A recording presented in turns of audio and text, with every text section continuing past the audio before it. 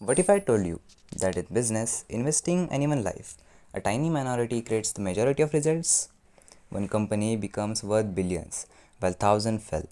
When investments create more wealth than all the others combined. This is the idea behind chapter 7 of 0 to 1. Follow the money. In this chapter, Peter explains the concept of the power law and why understanding it changes the way we think about success, startup, and money. The chapter begins with a simple truth. Money makes money. People or companies that already have advantages often gain even more over time. This idea was discovered by Vilfredo Pareto in 1906 when he noticed that nearly 20% of people in Italy owned around 80% of the land. Later, he realized that this pattern existed everywhere. A small minority often produces a majority of results. This became famous as the 80-20 rule or the Pareto principle. But Peter Thiel says that startups are even more extreme. In the world of a business and venture capital, sometimes one single company creates more value than all the others combined. And that is what known as a power law. Thiel explains that this pattern existed throughout entrepreneurship.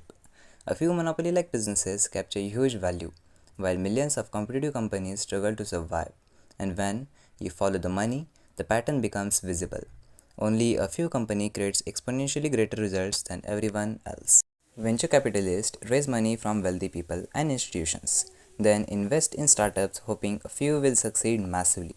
But the reality is harsh. Most startups fail. Many companies shut down soon after they begin. But venture capitalists still succeed because one extraordinary investment can return more money than rest combined. Thiel even says that the biggest secret in venture capital is this. In a successful fund, the big investment often equals or outperforms every other investment together. That's why investors search for companies capable of exponential growth. Every startup in their portfolio must have the potential to become massively valuable. But this chapter is not only about investors. According to Thiel, everyone is an investor. Entrepreneurs invest time into businesses. Students invest years into careers. And all of us invest our energy into decisions that shape our future. And that's why understanding the power law matters to everyone. Thiel also challenges the idea of diversification. People are often told, don't put everything into one. But life is not a financial portfolio. You cannot run dozens of careers or businesses equally well. Real success usually requires focus. School often teaches students to become good at many things, but the power law suggests something different. Doing one valuable thing exceptionally well matters far more. Another reason people fail to notice the power law is because they think in averages. Most companies appear similar in the beginning. People notice small differences instead of saying that one company may eventually dominate an entire industry. And because exponential success takes time, most people recognize it too late. The important entrepreneurial lesson from this chapter is if you truly understand the power law, you realize that starting a company is not the only path to wealth. Owning a small share in a highly successful startup can be more valuable than owning 100% of a failed company.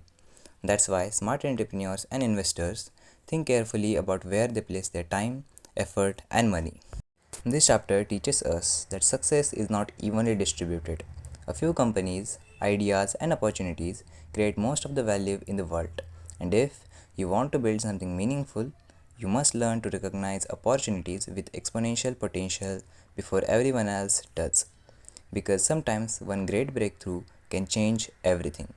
If this chapter changed the way you think about success, competition, and life, do like and subscribe and be with the channel for next chapter and more powerful book summaries. Stay curious, stay unique.